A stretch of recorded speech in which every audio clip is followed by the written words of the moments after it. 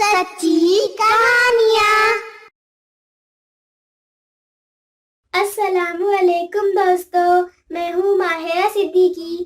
آج میں آپ کو حضرت حسن بصری رحمۃ اللہ علیہ اور ایک ظالم بادشاہ کی سچی کہانی سناؤں گی۔ تو آپ سننے کے لیے تیار ہیں نا؟ چلیے شروع کرتے ہیں۔ آج سے کئی سو سال پہلے پیارے صحابہ کے شاگردوں میں ایک بہت بڑے بزرگ گزرے ہیں جن کا نام حسن بصری ہے۔ حضرت حسن بصری رحمۃ اللہ علیہ بڑے ہی نیک تھے۔ صحابہ کرام سے جو علم حاصل کرتے اس پر عمل کرتے، ہمیشہ حق بات کہتے۔ حضرت حسن بصری رحمۃ اللہ علیہ کے زمانے میں ایک بڑا ظالم حاکم گزرا ہے جس کا نام تھا حجاج بن یوسف۔ ایک مرتبہ اس نے ایک محل بنوایا۔ محل بڑا ہی خوبصورت اور مضبوط تھا۔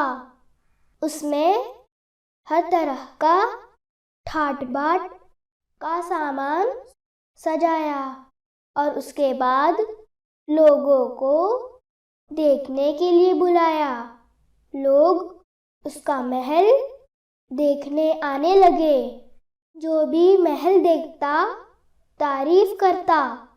سب لوگوں نے محل دیکھ لیا، لیکن حضرت حسن بصری رحمۃ اللہ علیہ محل دیکھنے نہیں گئے۔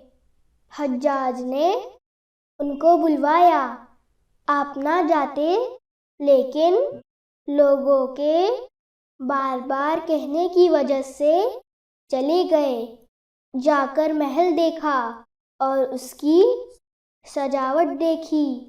جب واپس ہو رہے تھے تو حجاج نے پوچھا، حضرت محل میں کوئی خرابی تو نہیں؟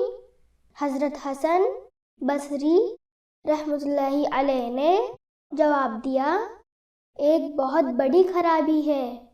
حجاج نے پوچھا، وہ کیا ہے؟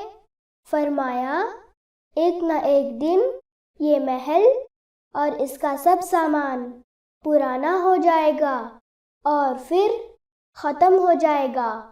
عقل مند اور سمجھدار وہ ہے جو ایسے محل تیار کرے جو کبھی ختم نہ ہوں گے، یعنی جنت کے محل۔